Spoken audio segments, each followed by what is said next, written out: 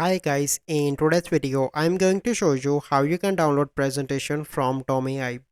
So first you need to do is to open Tome AI and log in into your account and create a presentation. So here you can see that I created a presentation about mobile technology. Then you need to click on open.